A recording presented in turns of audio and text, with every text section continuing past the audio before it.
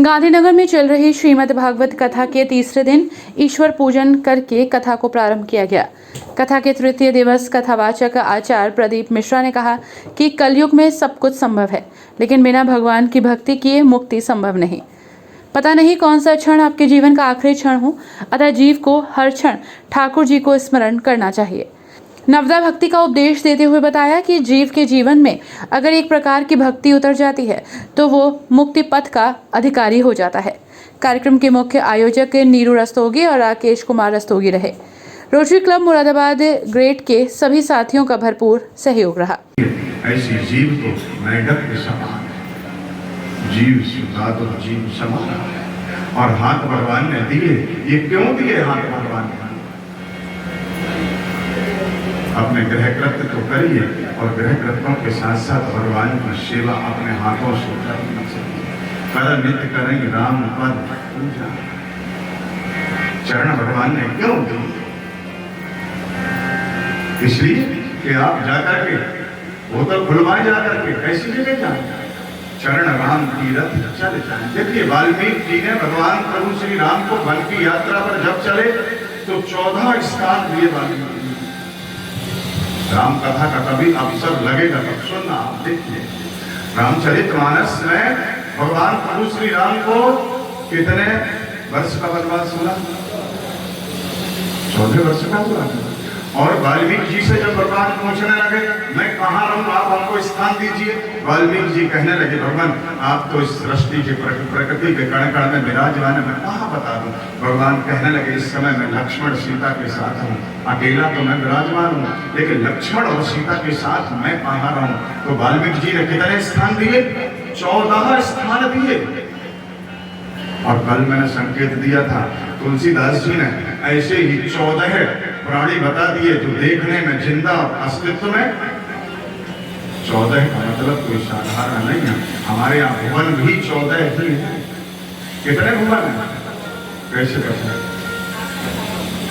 सुंदर कांड में वर्णन आता, अतल वितल रसल, अतल वितल सुतल रसातल तरातल पाताल, नीचे भी 7 ऊपर भी 7 है। पृथ्वी को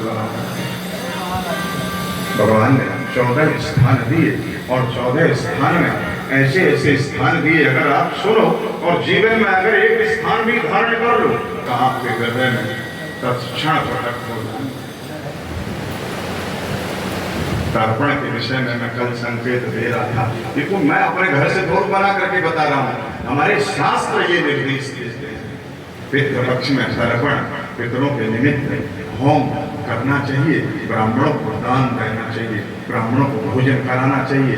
भगवान से वाल्मीकि जी कहते हैं लोग तर्पण करते हो, होम करते हो, ब्राह्मणों को भोजन कराकर दान देते हो, ऐसी जगह आप लक्ष्मण और सीता के साथ रहेंगे। तर्पण होम करई विधि बहुदान, ऐसी जगह आप करने के लिए भरई निरंतर होए न पूरे। क्यों दिए कान? कथा सुनने के लिए भगवान ने ये कान दिए। और हम इन कानों से क्या सुनते हैं?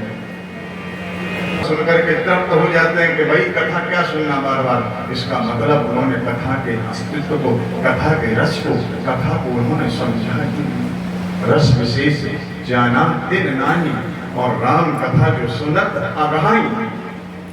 भगवान प्रकट हुए, ध्रुव ने भगवान की स्तुति की और ध्रुव को भगवान ने वरदान दिया 36,000 वर्ष तक आप यहाँ रह करके भोग भोगेंगे, राजा बनकर के रहने के लिए बनाया। और कहा शरीर का परित्याग करके आप आकर के इस ध्रुव लोक में निवास करेंगे।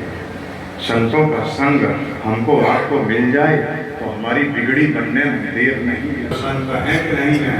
नहीं तो संत के वेश में संत ज्यादा मिलेंगे। संत को बड़ा मुश्किल है। संतन के संग लागले।